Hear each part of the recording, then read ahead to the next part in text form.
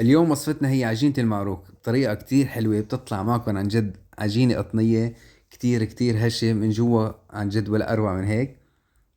شوفوا لي هيك بس الشقار اللي فيها والعجينة من جوا، يا سلام. هلا لنبلش بالعجينة، عندي كوب سكر كامل، بنحط لهم معلقتين خميرة كبار، برجع بحط كمان كوب مي وكوب كمان حليب بحرارة المطبخ، بنحركهم وبنعيفهم 5 دقايق بس لبين ما تخمر معي الخميرة. برجع بحط بيضة، وبرجع كمان بحط هون كمان نص كوب من الزيت النباتي، بحركهم كتير منيح.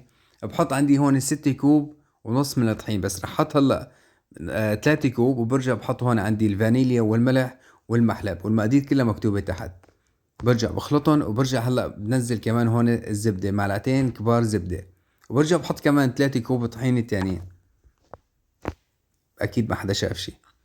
وبرجع هلا هون بخلط كمان، وبكمل. هلا عندي هون صار حطيت 6 كوب ونص، يعني حطيت انا كيلو كامل من الطحين للكمية سوائل اللي حطيتها. هلا بخلطهم هيك وبعجنها كثير منيح. هلا اذا لزقت هيك معكم ما بيأثر، لازم تطلع معنا العجينة شوي تدبق هيك بالايد معنا تلزق. هلا بنريحها هون عندي كمان تقريبا ساعة كاملة. بنحطهم بجاط ونحط شوية زيت عليهم. وهلا بعد الساعة، بس انا راحت شوي هيك علي العجينة، واخدتها ساعة ونص كاملة ريحتها. عم شوفوا لي هالعجينة كيف طلعت معي، وشوفوا هالخيوط ما احلاها. هلا بنقسم العجينة بالنص، وبناخد هيك بنرقها شوي، وبنجيب صينية عليها شوية زيت، على اي صينية انتم موجودة عندكم بالفرن. بنجيب بيضة وكمان 3 معالق حليب، وندهن كمان هون العجينة، وبنحط عليهم سمسم وحبة البركة. هلا بنجيب كمان هون عجينة التمر، بنحط لها معلقة سمنة، وزائد كمان شوية من ماء الزهر. ومثل ما هيك ما شفتوا العجينة بنرقها وبنحشيها التمر. بنسكر هيك العجينة، ونرجع كمان بنسكرها من الطرف الثاني، وبنجيب اي مقص او سكينة كمان بنشيل هيك، بنعملها هالمنظر هاد، وتطلع معنا بهالشكل.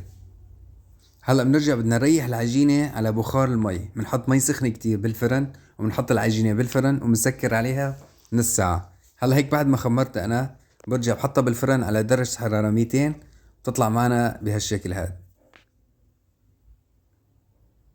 طبعا بنحط الفرن، بنحط العجينة بالنص ومشغل فوق وتحت.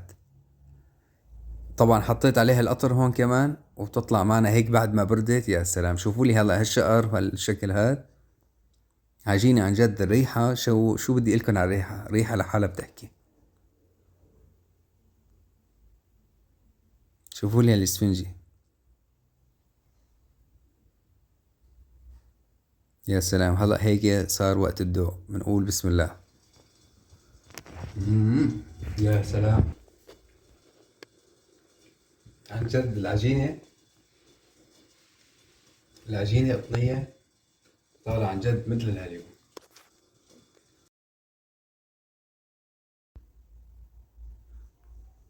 وبالإضافة كمان هون شوفوا لي كمان اللي حشيناهن تمر، هدول بعد لسه الطعمة تبعيتهم عن جد يعني شي عالم تاني. بيكون خلصنا فيديو لليوم. عن جد تابعوا الخطوات حتلاقوا أطيب عجينة قطنية اسفنجية، عن جد من جوا ولا أروع من هيك، والطعمة شي خيال. إن شاء الله هيك تعجبكم، جربوها انتم كمان، اكتبوا لي تحت بالكومنت. سلام.